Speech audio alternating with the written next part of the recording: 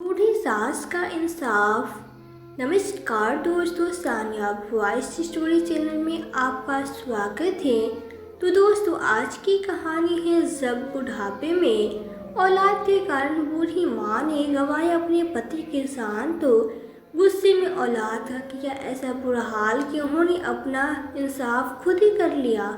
करोड़पति होने के बावजूद भी राजेंद्र जी और उनकी पत्नी आशा जी, दोनों बुजुर्ग दंपति, अपना जीवन बस किसी तरह से सड़क के किनारे ही जी रहे थे कि अचानक उनके जीवन में कुछ ऐसी घटना हुई कि उनके जीवन में जो घट रहा था वो तो कुछ भी नहीं था जो भगवान ने उनके आने वाले समय में उनके लिए सोच रखा था। आखिर भगवान ने दोनों बुजुर्ग की इतनी परीक्षा क्यों ले रहे थे, या फिर यह उनके अपनों के ही दिए हुए धोखे थे जिनकी बदौलत आज वो दोनों बुजुर्ग यह दुखों के पहाड़ जैसे जीवन जी रहे थे एक दूसरे के साथ की वजह से कि अब तो उन दोनों का साथ भी छूट गया और राजेंद्र जी अपनी पत्नी आशा जी का हाथ बीच राह में छोड़कर चल बसे। जाने से पहले उन्होंने अपनी पत्नी से कुछ कहा। राजेंद्र जी के जाने के बाद उनकी पत्नी तो जीते जी मर गई थी, पर बस उनकी सांसें थी जो शरीर को छोड़कर जाने का नाम ही नहीं ले रही थी। उन्होंने खाना पीना सब कुछ छोड़ दिया था कि काश उन्हें भी मौत अपने गले लगा ले, पर मौत क्या, उन्हें तो कोई बीमारी तक नहीं हुई। वह कितनी भी कोशिश करती पर बदले में तो हाथ में नाकामी ही लगती। फिर उन्होंने अपने पति की बातों को याद किया जो उन्होंने मरने से पहले कही थी, और उन्होंने अपने पति की बातों को याद करके जीने का फैसला किया और जो भी उनका था वो बस अब वापस पाने का फैसला किया। कौन था धोखेबाज और किसने दिया उन दोनों को धोखा, सब जानने के लिए उनके जीवन में कुछ समय पहले क्या हुआ, पहले हम वो सब जानते हैं। राजेंद्र जी और उनकी पत्नी आशा जी, वो लोग शहर के ही रहने वाले थे, साथ ही साथ वो लोग अच्छे खासे नामी इंसान थे जिसका अच्छा खासा रुतबा था। वो लोग अपने बेटे और बेटी के साथ बहुत खुशी खुशी रहा करते थे। जब तक उनके बच्चे छोटे थे उन्होंने उनका ख्याल बहुत अच्छे से रखा। फिर धीरे धीरे जैसे जैसे बड़े बच्चे होने लगे उनके सोच विचार रहन सहन सब कुछ बदलता गया। जो बातें उन्हें अपने माता पिता की अपने बचपन में अच्छी लगती थी, बड़े होने के बाद वही बातें उन्हें बुरी लगने लगी। उनकी हर बात में उन्हें कमियां नजर आने लगी। राजेंद्र जी जो कि एक स्कूल में अध्यापक थे, साथ ही उनकी पत्नी भी घर पर भी बच्चों को ट्यूशन पढ़ाया करती थी, जिससे कि और बच्चे भी उनकी इज्जत किया करते थे। उन्हें कभी किसी चीज़ के लिए किसी के आगे जाकर विनती करने की ज़रूरत नहीं होती थी। कोई भी बच्चा उनके किसी भी काम को मना नहीं करता था। अब माता पिता जो कि अध्यापक थे, तो जब वो अपने बच्चों को अपने साथ लेकर स्कूल जाया करते तब सब लोग उसके माता पिता की वजह से उन बच्चों को भी बहुत प्यार किया करते थे।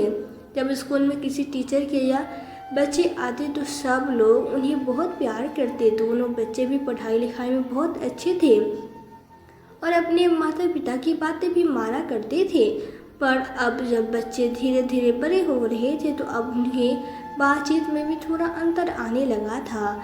अब वह दोनों कॉलेज में आ चुके थे, तो उधर राजेंद्र जी और उनकी पत्नी आशा जी, उनकी भी उम्र होने लगी थी। वो लोग बेशक शहर में रहते थे, लेकिन गांव में भी उनकी अच्छी खासी ज़मीन जायदाद थी। राजेंद्र जी के माता पिता उन पर कभी खेती किया करते थे।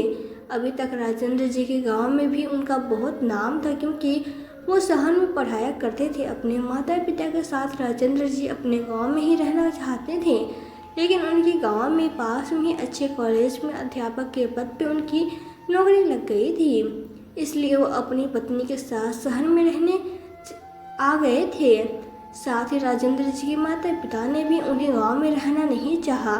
वो चाहते थे कि हमारा बच्चा हमारे चक्कर में गांव में रहकर पीछे न रह जाए। जब उसे मौका मिला है शहर में जाकर स्कूल में पढ़ाने का, तो वो इस छोटे से गांव में रहकर अपनी काबिलियत को क्यों गंवा दे। इसलिए उन्होंने अपने बेटे राजेंद्र जी को शहर भेज दिया और अब राजेंद्र जी भी शहर में अपने परिवार के साथ बहुत खुशी खुशी रह रहे थे। राजेंद्र जी के बच्चों और पत्नी के साथ गांव में वे छुट्टी मनाने आया करते थे। साथ ही अपने पोता पोती को देखकर उनके माता पिता भी बहुत खुश हुआ करते थे। जब वो बच्चे बड़े हो गए तो वो कॉलेज में आकर अपनी पढ़ाई करने लगे। इधर राजेंद्र जी अपने माता पिता से मिलने छुट्टियों में अपने गांव जाया करते। जब तक उनके बच्चे छोटे थे तब तक तो उनके साथ बड़ी खुशी खुशी जाया करते थे, लेकिन जैसे जैसे वे बड़े होने लगे उन्हें अब अपने दादा दादी से मिलने का भी मन नहीं करता था। उन्हें गांव जाना ही अच्छा नहीं लगता था, तो उन्होंने वहां जाना बंद कर दिया। साथ ही अपने माता पिता को भी बोल दिया कि मम्मा पापा, अगर आपको वहां जाना का मन किया करे तो आप वहां चले जाया करें, पर हमें वहां जाने को फोर्स ना किया करें। हमारी पढ़ाई चल रही है जिसकी वजह से हमें स्कूल में पढ़ाई करनी है।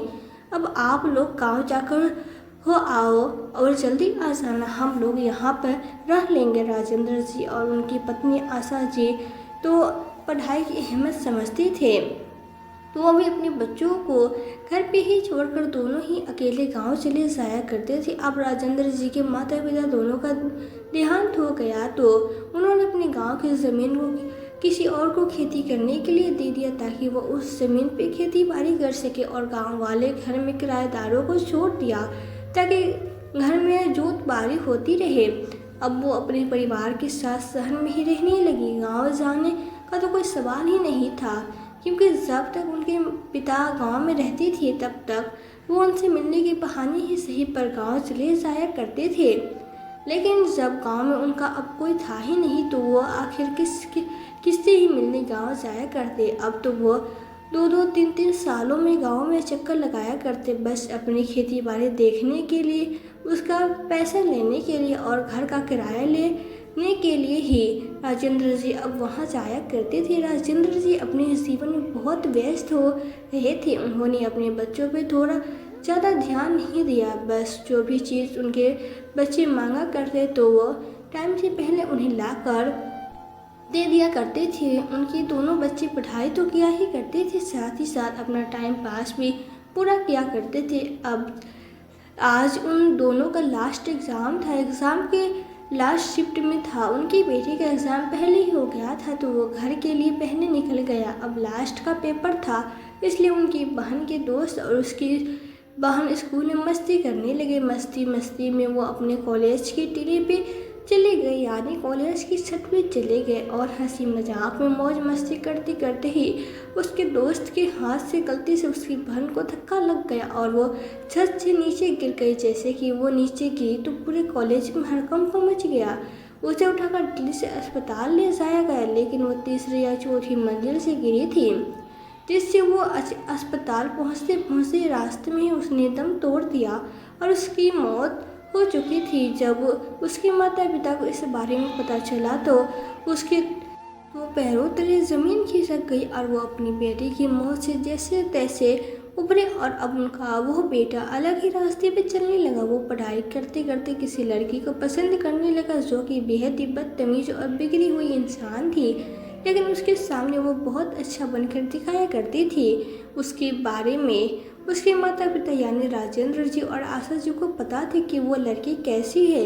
जब उन्हें पता चला कि उनका बेटा उस लड़की से शादी करना चाहता है तो उन्होंने साफ साफ इनकार कर दिया और अपने बेटे को समझाने की कोशिश की, लेकिन उसने उस लड़के के साथ भागकर शादी कर ली। और अब जब वो शादी करने के बाद घर आया तो राजेंद्र जी और उनकी पत्नी बहुत ज़्यादा नाराज़ हुए और उन्होंने अपने बेटे को घर से घुसने से मना कर दिया, और वो अपनी मम्मी पापा से माफ़ी मांगने लगा और उसने कहने लगा कि मुझे माफ़ कर दीजिए मम्मी पापा, लेकिन आप लोग मेरी शादी करवाने के लिए मान ही नहीं रहे थे, तो मैं क्या करता। मैंने तब मजबूरी में आकर ऐसा किया है, लेकिन अब मैं आप लोगों से अलग भी नहीं रह सकता। तो मैं चाहता हूँ कि आप लोग इसे अपना लें और हम दोनों को आप अपना आशीर्वाद दें। उनके बेटे की बहुत मिन्नतें करने के बाद राजेंद्र जी और आशा जी भी उन दोनों ने उन्हें माफ़ कर दिया और घर में रहने की परमिशन दे दी। आखिर वो दोनों बेचारे क्या ही करते। बेटी के मरने के बाद उनका एक ही औलाद बची थी उसकी। अब वो भी अपने माँ बाप के साथ घर में अब सुकून से रहने लगा और उसके पति से धीरे धीरे उसने घर के सारे ज़मीन जायदाद अपने नाम करवा लिए। नई बहू ने जब यह सब किया और उस लड़के को भी उस लड़की ने अपनी बातों में ऐसे फंसा लिया कि जो भी वो कहती उसे वही सब सच लगता और उसने और राजेंद्र जी के बेटे दोनों ने मिलकर उन दोनों को घर से बाहर निकाल दिया, क्योंकि उन दोनों की कोई भी बात राजेंद्र जी और उनकी पत्नी को अच्छी नहीं लगती थी। तो वो दोनों उन्हें हर बात पर टोक दिया करते थे। उनकी बहू को घर का तो कोई काम करना पसंद ही नहीं था और देर रात तक वो दोस्तों के साथ घुमा फिरा करती थी, जो उन्हें और उनकी पत्नी को पसंद नहीं था। तो वो उन्हें डांट दिया करते थे, जिससे उनका बेटा और उनकी बहू को बिल्कुल अच्छा नहीं लगता था। तो घर अपने नाम करने के बाद उन्होंने अपने ही माँ बाप को घर से बाहर निकाल दिया और दर दर की ठोकरें खाने के लिए सड़क पे छोड़ दिया। अब राजेंद्र जी और आशा जी के पास रहने के लिए कुछ भी नहीं था, क्योंकि उनके माता पिता के मरने के बाद उन्होंने गांव जाना कम कर दिया और अब जब से उनकी बेटी उन्हें छोड़कर गई थी, तब से वो किसी भी चीज़ के बारे में ज़्यादा याद नहीं रख पाते थे। उनके दिमाग में अपनी बेटी को छोड़कर जाने की टेंशन और ऊपर से उनकी बेटी ने उनके साथ इतना बड़ा धोखा किया जिसे वो बर्दाश्त नहीं कर पाए। और सब कुछ समय बाद राजेंद्र जी की भी मौत हो गई। राजेंद्र जी की मौत का आशा जी को बहुत बड़ा सदमा लगा और उन्होंने भी अपनी पति के साथ ही मरने की बहुत कोशिश की। कभी रोड के बीच में गाड़ियों के बीच आके बैठ जाया करती, तो कभी 2-3 बार पानी में भी डूबकर मरने की कोशिश की, पर उन्हें कोई न कोई बचा ही लेता। उन्होंने मरने की तो बहुत कोशिश की, लेकिन इसका उन पर कोई असर नहीं हुआ और वो मरने की कोशिश करती रही, पर मौत भी उन्हें अपने गले लगाने को तैयार नहीं था। या फिर कह लो कि भगवान चाहते थे कि उनके साथ जिसने इतना बुरा किया उसे भी एक बार भी सबक ज़रूर मिलना चाहिए। और अब तब आशा जी को याद आया कि राजेंद्र जी ने मरते वक्त उनसे एक वादा लिया था कि कुछ भी हो जाए वो जिएगी, और जो भी कुछ उनके बेटे और बहू ने उनके साथ किया है वो अपना सब कुछ उनसे वापस लेगी और उनके ही कर्मों की उन्हें सजा जरूर दिलाएगी। अब जब आशा जी को यह सब याद आया, तब उन्होंने यह निश्चय किया कि वे अपनी पति की मौत का बदला ज़रूर लेगी और अपने बेटे और उसकी पत्नी को उसके किए हुए कर्मों की ज़रूर सजा दिलवाएगी। अब आशा जी अपने मरे हुए पति के वादे को पूरा करने का निश्चित कर चुकी थी। तभी वह उस स्कूल में जा पहुंची और वहां जाकर वो वॉचमैन से कहने लगी कि मुझे स्कूल के प्रिंसिपल से मिलना है, मुझे यहाँ बच्चों को पढ़ाना है, मुझे इस वक्त नौकरी की बहुत सख्त ज़रूरत है, कृपया एक बार प्रिंसिपल से मेरी बात करवा दीजिए। लेकिन उनकी हालत इतनी दयनीय थी कि उन्हें देखकर वॉचमैन ने उन्हें कोई भिखारी या फिर कोई पागल औरत समझा और उन्हें वहाँ से भगाने लगा। लेकिन उसका शोर प्रिंसिपल के कमरे तक चला गया और वो कहने लगा कि यह वॉचमैन किससे लड़ाई कर रहा है, ऐसे क्या कर रहा है, पता नहीं कि बच्चों की क्लास चल रही है और इनकी इतनी ज़ोर ज़ोर से आवाज़ें हो रही है जिससे बच्चों का ध्यान पढ़ाई पे नहीं लगेगा। तो प्रिंसिपल वॉचमैन के पास जाकर उसे कहने लगा। वहाँ पर जब प्रिंसिपल पहुँचे तो वहाँ जाकर जब उसने उस औरत की तरफ देखा तो वो उन्हें देखकर हैरान रह गया, क्योंकि यह तो उनकी वही टीचर थी जिन्होंने उसे बचपन में ट्यूशन पढ़ाया था और जिनके पति इस स्कूल में टीचर थे। लेकिन उनकी ऐसी हालत देखकर वो समझ नहीं पा रहा था कि आखिर उनकी ऐसी हालत हुई कैसे।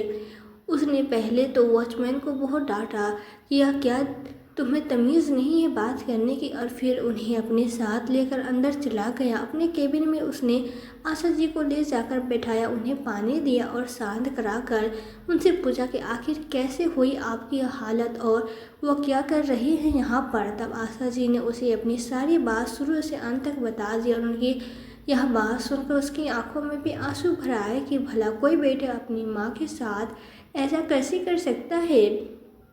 पर कोई बात नहीं, जो होना था सो हो गया। उसने आशा जी को धैर्य बांधते हुए कहा कि कोई बात नहीं है मैडम जी, मैं भी तो आपके बेटे जैसा हूँ। आज से आप मेरे साथ मेरे ही घर में रहेंगे, आपसे मेरी दो माएँ होंगी। आप चिंता मत कीजिए, जैसे मैं अपनी माँ का ख्याल रखता हूँ आज से वैसे ही मैं आपका भी ख्याल रखूँगा। आपको किसी चीज़ की टेंशन लेने की कोई ज़रूरत नहीं है। उन्होंने पहले तो उनकी बात सुनी और उन्हें उसकी बात सुनकर थोड़ा सा सुकून सा महसूस हुआ, लेकिन फिर वह सोचने लगी कि शायद मेरी परवरिश में कोई कमी रह गई होगी। तभी तो मेरे इतने लाड प्यार करने के बावजूद भी मेरा बेटा ऐसे निकला, और आज यह अनजान लड़का जो मुझे अपनी माँ बनाने के लिए भी तैयार है, उसकी माँ समान समझ रहा है। इसकी परवरिश इसकी माँ ने कितने अच्छे से की होगी, जिसे बड़ों का इतना आदर करना भी आता है। वैसे तो बस इससे पढ़ाया ही था, लेकिन आज यह मेरी इतनी मदद कर रहा है। उन्होंने उससे विनती की और कहा कि मैं यहाँ पर पढ़ाई करके तुम्हारे साथ रहूँगी। बेटा, मैं यह नहीं चाहती कि मैं किसी पर भी बोझ बनूँ, क्योंकि जिसकी खुद की औलाद अपने माँ बाप को बोझ नहीं उठा सकती तो वो दूसरों से क्या ही उम्मीद कर सकते हैं। इसलिए मैं तुम भी कोई बोझ नहीं बनना चाहती हूँ। और रही बात मेरे बेटे और बहू की, तो अब मैं उन्हें भी बहुत अच्छे से सबक सिखाना चाहती हूँ, जिसकी वजह से मेरे पति मुझे छोड़कर इस दुनिया से दूर चले गए। मैं उसकी मौत का बदला ज़रूर लूँगी। मेरे बेटे और बहुओं के लालच के चलते उन्होंने मेरे पति को घर से बाहर निकाल दिया। अब मैं उन दोनों के साथ भी वही करूँगी जो उन दोनों ने मेरे साथ किया है। जिस घर ज़मीन जायदाद के लिए उन्होंने अपने माँ बाप को ही घर से बाहर निकाल दिया है, अब मैं उनके पास एक फूटी कौड़ी भी नहीं छोड़ूंगी। और उस छोटी लड़की का सच मैं अपने बेटे के सामने भी ला कर रहूँगी, जिसके लिए उसे भी तो पता चले कि उसने जो खोया था, जो किया था, वो कितना सही था और कितना गलत था। उसे उस लड़की ने भी मैडम जी से कहा कि मैडम जी, आप जैसा कह रही हैं वैसा ज़रूर होगा और इससे मैं भी आपका साथ दूंगा, लेकिन इससे पहले आपको मेरे साथ चलना होगा। वो उन्हें अपने साथ लेकर अपने घर चला गया। उसने पहले तो उन्हें थोड़ी सी शॉपिंग करवाई, उनकी थोड़ी हालत सुधारी, उन्हें खाना खिलाया और फिर अपने साथ अपने घर ले गया। अपनी माँ को उसने उनके बारे में सारी बात बता दी और उनकी माँ ने भी उन्हें अपने घर में रहने की परमिशन दे दी। वो उन्हें अपनी छोटी बहन की तरह प्यार करने लगे थे। अब वे लोग उस घर में बहुत प्यार से एक साथ रहते थे।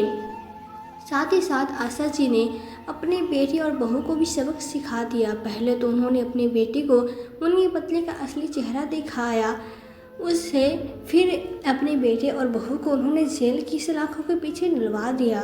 अब वो दोनों सारी जिंदगी जेल में ही बिताएंगे और अपने बुढ़ापे के बचे हुए कुछ दिन जेल से बाहर आकर जैसे चाहे वैसे चाहे बिताएंगे। उन्होंने अपनी सारी ज़मीन जायदाद उनसे वापस ले ली और यह सब उसमें करने में उनका साथ उसने उस रेंज ने दिया। अब वो उसे अपने ही बेटे की तरह प्यार करती और वो भी उन्हें किसी चीज़ की कमी न होने देता और वो अपनी दोनों माँओं के साथ खुशी खुशी रह रहा था। उसने अपनी टीचर का भी साथ दिया और उनकी धोखेबाज बहू का सच सामने लेकर आए थे। एक अमीर लड़का बनकर उसकी बहू ने उससे बात करना शुरू किया और धीरे धीरे उसे जब यह लगा कि वो लड़का उसके पति से भी ज़्यादा अमीर है और यह उससे भी ज़्यादा अच्छे से ध्यान रख सकता है, तो तब उसने अपने पति से झूठ बोलकर उस लड़के से मिलने जाने लगी। धीरे धीरे उसने उसे अपनी बातों में फंसाना शुरू कर दिया। उसने उसे कहा कि मेरे पास इतना पैसा है कि मैं चाहूँ तो तुम्हें हर चीज़ सोने में लाकर दे सकता हूँ। तुम चाहो तो तुम्हारे लिए मैं एक गिफ्ट तैयार करवाया है। अगर तुम्हारा मन हो तो मुझसे मिलने का तो तुम आज शाम आ जाना, मैं तुम्हें वो गिफ्ट दे दूँगा। वो सोचने लगी कि आखिर ऐसा क्या होगा। वो उससे मिलने के लिए वहाँ जाने लगी। अपने पति से उसने झूठ बोला कि आज मैं अपनी मम्मी पापा से मिलने के लिए जा रही हूँ और फिर उसने वहाँ जाने के लिए ऑटो लिया और वहाँ से जाकर जब वो उससे मिली और अपना गिफ्ट मांगने लगी उसने उसे डायमंड नेकलेस दे दिया और वो उसे देखकर बहुत ज़्यादा खुश हुई और उसका घर देखकर उसने अंदाज़ा लगा लिया कि वो जितना अमीर उसे समझती है यह तो उससे भी ज़्यादा अमीर है और यह मेरे सारे शौक मौज पूरे करवा सकता है। लेकिन उसने उसको यह जाहिर नहीं होने दिया कि वो पैसे के लिए उसके साथ आई है और ना ही उसने उसे यह बताया कि उसका पति भी है। वो उसे जब भी मिलने आती या वीडियो कॉल में बात करती तो बिल्कुल ऐसे जैसे वो एक लड़की है। अपना मंगलसूत्र एक साइड रखती और अपनी मांग का सिंदूर भी मिटा देती थी। अब वो अपने पति के साथ साथ उसे भी धोखा देने लगी थी।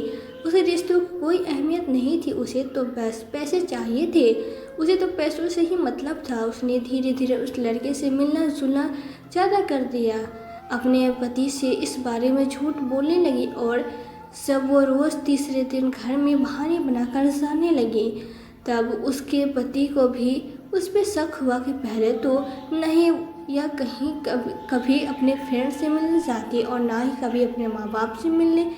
अब तो इसका रोज़ तीसरे दिन का बहाना होता जा रहा है कि कभी सहेली से मिलने जा रही हूँ तो कभी मम्मी पापा से, कहीं बहाने से। उसके मन में उसको लेकर शक पैदा होने लगा और इधर उसके मन में शक पैदा करने का सबसे बड़ा कारण था कि उसकी पत्नी के फोटोग्राफ उससे ऑफिस में आई, जिसमें वो किसी और लड़की के साथ घूम रही थी। और यह सब देखकर पहले तो उसने विश्वास ही नहीं किया, लेकिन जब उसने धीरे धीरे नोटिस किया कि उसकी पत्नी रोज़ रोज़ झूठ बोलकर कहीं न कहीं जाती है, तो उसने एक दिन अपनी पत्नी का पीछा किया और उसे अपनी पत्नी का सारा सच उस दिन पता चल गया कि यह कोई अपनी माँ से मिलने नहीं जाती, इसका तो कोई और बॉयफ्रेंड है और यह उसी से मिलने अपनी माँ का बहाना बनाकर जाते हैं। अब उसे बहुत ज़्यादा अफसोस हो रहा था। वो सोच रहा था कि मैंने इसके लिए अपने माँ बाप को भी छोड़ दिया और आज यह किसी और के लिए मुझे छोड़ने को तैयार है। जब उसे अपनी गलती का सारा सच, पत्नी का सारा सच पता चला तो वो विश्वास नहीं कर पा रहा था। लेकिन तभी उसकी माँ और वो लड़का उनके साथ उनके घर आया। उन्होंने उसकी पत्नी के बारे में सारी बातें उससे बता दी। तब वो यह सब जानकर बहुत दुखी और उसने अपनी माँ से अपने किए हुए की बहुत माफ़ी मांगी और उसने कहने लगा कि मैं अपनी पत्नी के बहकावे में आ गया था।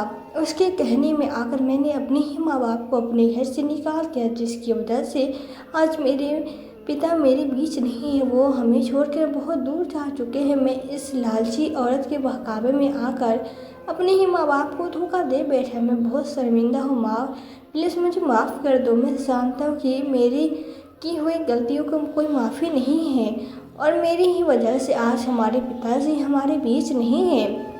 माँ मुझे माफ़ कर दीजिए। और यह कहकर अपनी माँ के पैरों में गिर गिर रोने लगा।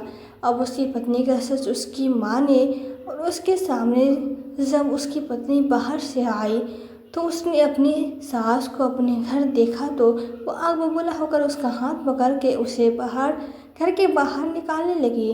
तब आशा जी की बेटी ने अपनी पत्नी का हाथ पकड़ के उसे 2-4 तमाचे खींचकर मारे और अपनी पत्नी और उस लड़के के फोटो से उसके मुंह पर दे मारे।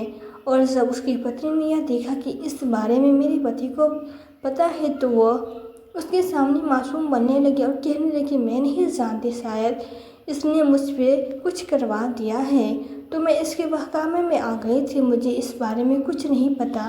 तुम्हें पता है कि मैं तुम्हें कभी धोखा नहीं दे सकती। मुझे तो यह खुद नहीं पता कि यह मेरे फ़ोटोज़ किसके साथ है, कैसे आए हैं। मैं तो इसे जानती भी नहीं हूँ और ना ही कभी इससे मिलने गई। इसके पति ने तभी उसके गाल पर 2-3 तमाचे और लगाए और कहने लगे झूठ बोलने की कोई हद होती है। अब तेरे झूठ बोलने का कोई फ़ायदा नहीं, तेरा सच मेरे सामने आ चुका है तो अब अच्छा ही होगा कि तू अपना सच खुद अपने मुंह से कबूल कर ले, वरना जब पुलिस आ जाएगी तब तो तुझे खुद अपने मुंह से अपनी सच्चाई बतानी ही पड़ेगी। तब वो गुस्से में बोली हाँ, यह मेरे ही फ़ोटोज़ है और मैं इसको बहुत अच्छे से जानती हूँ और गलत ही किया है इसमें। यह तुमसे ज़्यादा अमीर है, तुमसे ज़्यादा पैसे वाला है और तुमसे ज़्यादा दिखने में भी सुंदर है। यह मेरी हर ख्वाहिश पूरी कर सकता है तो मैं अब तुझे छोड़कर इससे शादी कर लूँगी। और वैसे भी अब मेरे पास बचा ही क्या है जो मैं तेरे साथ रहूँ। मुझे अपनी ज़िंदगी बर्बाद करने में बिल्कुल भी दिलचस्पी नहीं है। और उसने अपना जहर करना शुरू कर दिया। थोड़ी देर तो वो सब कुछ खड़ी होकर सुनता रहा, फिर उसने अपनी पत्नी को पीटना शुरू कर दिया और बोला तेरे चक्कर में ही तो आखिर मैंने अपने माँ बाप को अपने घर से बाहर निकाला था और आज तू ही मुझे छोड़कर जाने की बात कर रही है। अगर मैं अपने माँ बाप की बात पहले ही समझ गया होता या फिर मैंने उनकी बात मान ली होती तो आज ऐसा कुछ नहीं होता और ना ही मेरे पिताजी मुझे छोड़कर जाते। तेरी वजह से मैंने अपने पिता को भी खो दिया और अब तू अपनी गलती मानने के बजाय मुझे दोष दे रही है। वो दोनों आपस में एक दूसरे को कोसने लगे, दोष दे रहे थे।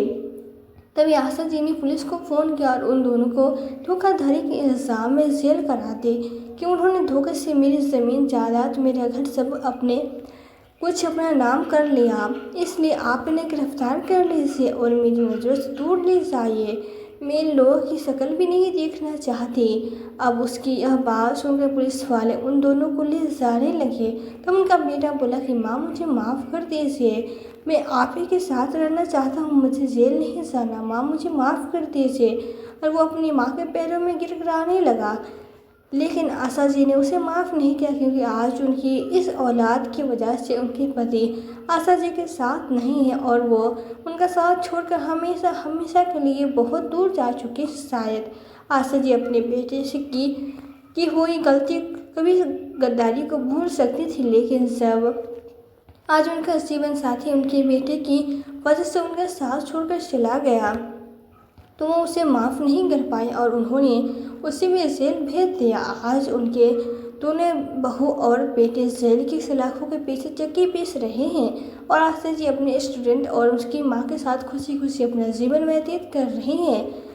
यही थी तो दोस्तों, यह थी हमारी आज की कहानी। आज की कहानी आपको कैसी लगी हमें कमेंट बॉक्स में कमेंट करके ज़रूर बताइए। यदि वीडियो आपको अच्छी लगी हो तो वीडियो को लाइक और शेयर करके चैनल पे यदि नए हो तो चैनल को सब्सक्राइब जरूर कर दे, साथ ही बेल आइकन को प्रेस कर दे ताकि आने वाले वीडियोस की नोटिफिकेशन आपको मिलती रहे। तो आज के लिए बस इतना ही। मिलती हूँ आपसे एक नई वीडियो में एक नई कहानी के साथ। कहानी में अंत तक बने रहने के लिए आपका दिल से बहुत बहुत धन्यवाद।